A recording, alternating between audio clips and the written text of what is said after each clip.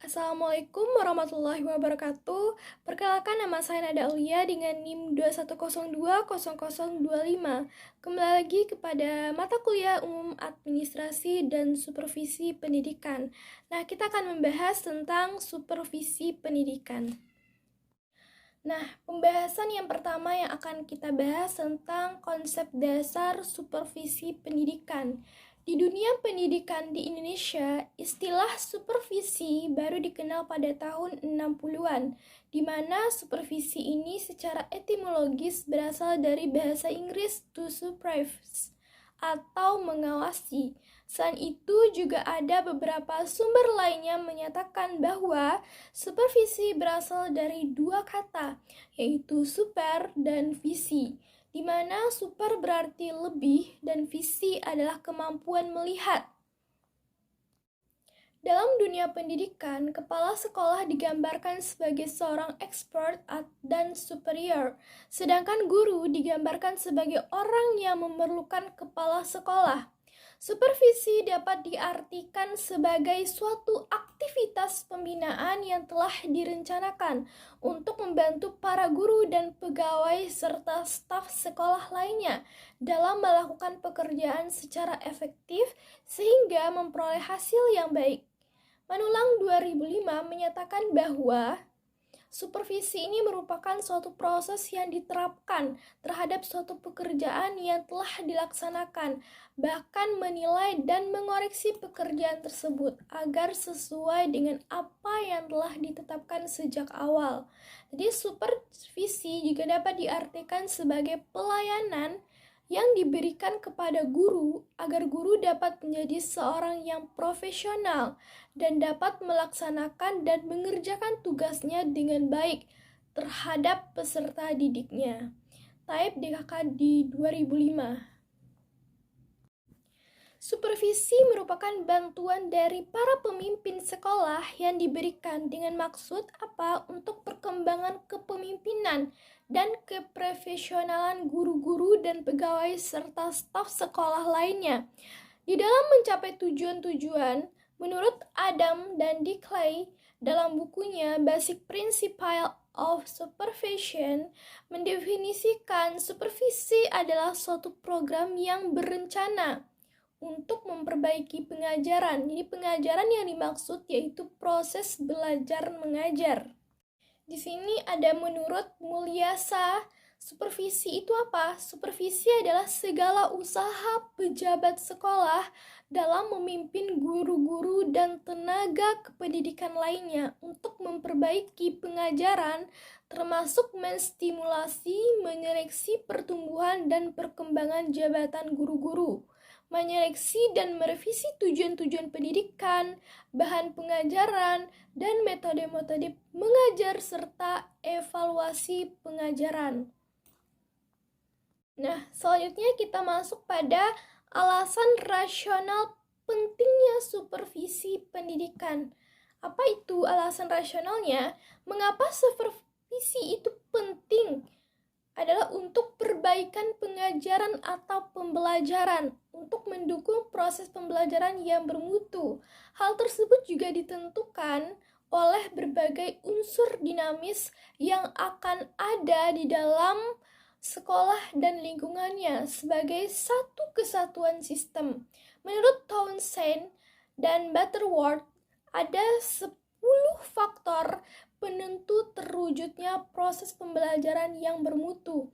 Yang pertama, ada keefektifan kepemimpinan kepala sekolah, partisipasi dan rasa tanggung jawab guru dan staf, proses belajar mengajar yang efektif, pengembangan staf yang terprogram, kurikulum yang relevan, memiliki visi dan misi yang jelas. Lalu ada iklim sekolah yang kondusif, penilaian diri terhadap kekuatan dan kelemahan, komunikasi efektif baik internal maupun eksternal. Kemudian keterlibatan orang tua dan masyarakat secara intrinsik. Lalu kita masuk pada tujuan supervisi pendidikan. Yang pertama yaitu memberikan bantuan kepada guru agar dapat memahami tujuan dari pendidikan yang diberikan di sekolah. ya. Jadi bantuan kepada guru agar dapat memahami tujuan dari pendidikan yang diberikan sekolah tadi. Selain itu juga memberikan bantuan kepada guru agar tidak hanya berfokus pada bidang. Yang kedua yaitu membantu guru ya dalam memahami siswanya serta kebutuhan siswanya sehingga menciptakan suasana yang menyenangkan dalam belajar. Lalu membantu guru agar nantinya dapat menjadi seorang pemimpin yang baik yang dapat bekerja sama dan membantu orang lain yang kurang mampu atau yang memerlukan bantuan tanpa harus memamerkan kehebatannya. Kemudian ada membantu menemukan kelebihan yang dimiliki oleh guru dan memberikan tanggung jawab kepada guru tersebut sesuai kemampuannya tanpa harus mencari kelemahannya. Lalu ada memberikan motivasi kepada guru agar lebih baik lagi saat tampil di hadapan para siswanya. Jika terdapat kekurangan, maka akan diperbaiki secara bersama-sama. Kemudian yang terakhir ada membekali guru-guru baru mengenai tugas-tugas yang akan diembannya agar dapat dilaksanakan dengan baik.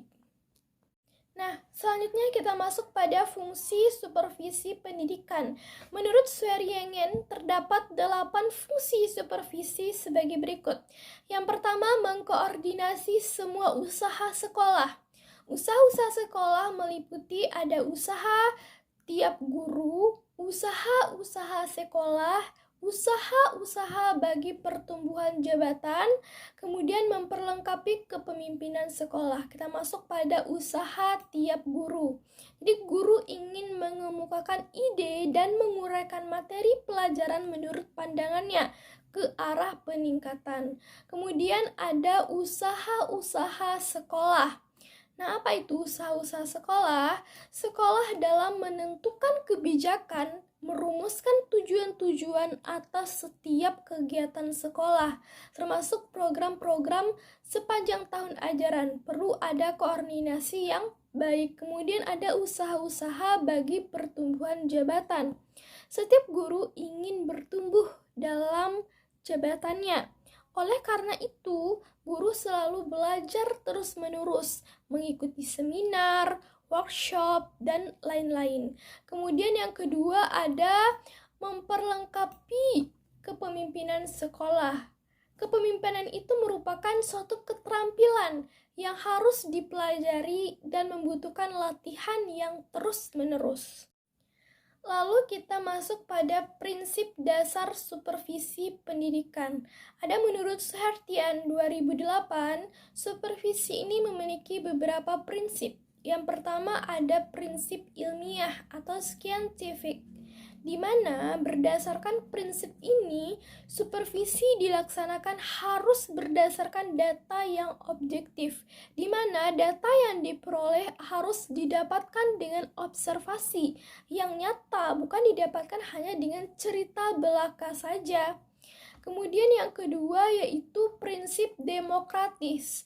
Apa itu prinsip demokratis? Dengan prinsip ini, supervisi dilakukan harus dengan musyawarah. Jika permasalahannya dengan guru, maka guru juga harus dilibatkan agar terciptanya rasa kebersamaan dan kekeluargaan. Kemudian yang ketiga yaitu prinsip kerjasama, di mana prinsip ini memberikan rasa saling berjuang bersama dan tidak menimbulkan sifat yang individual.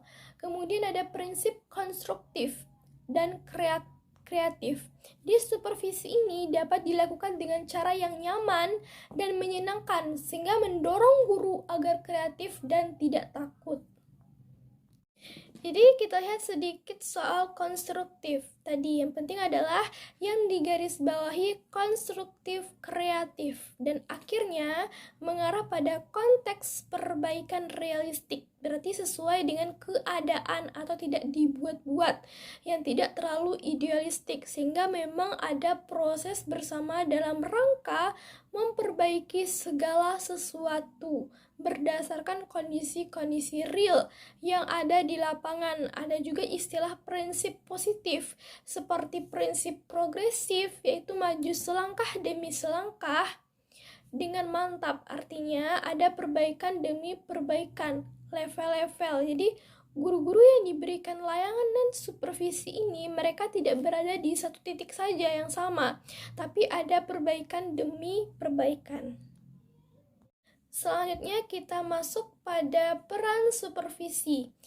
Menurut Sutarjo, 2014 secara operasional dapat dikemukakan beberapa peran konkret dan supervisi pendidikan. Yang pertama ada membantu guru melihat dengan jelas tujuan-tujuan pendidikan, lalu membantu guru dalam membimbing pengalaman belajar murid-murid, membantu guru dalam menggunakan sumber-sumber pengalaman belajar, lalu membantu guru dalam menggunakan metode-metode dan alat-alat pelajaran modern, membantu guru dalam memenuhi kebutuhan belajar murid-murid, dan membantu guru dalam hal menilai kemajuan murid-murid dan hasil pekerjaan guru itu sendiri.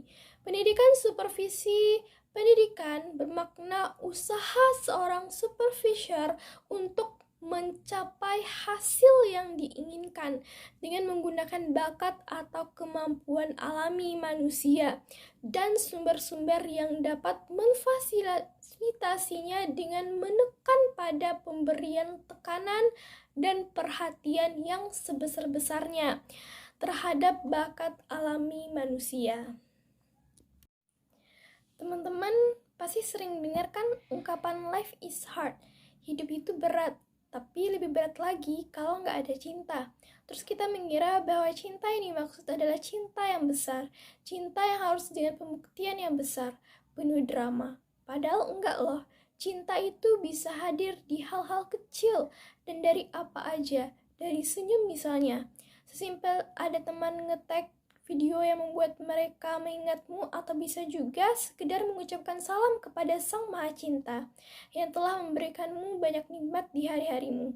So credit it, ciptakan itu, even in a small thing, walaupun dalam hal kecil. Baiklah, itu tadi pembahasan kita tentang supervisi pendidikan.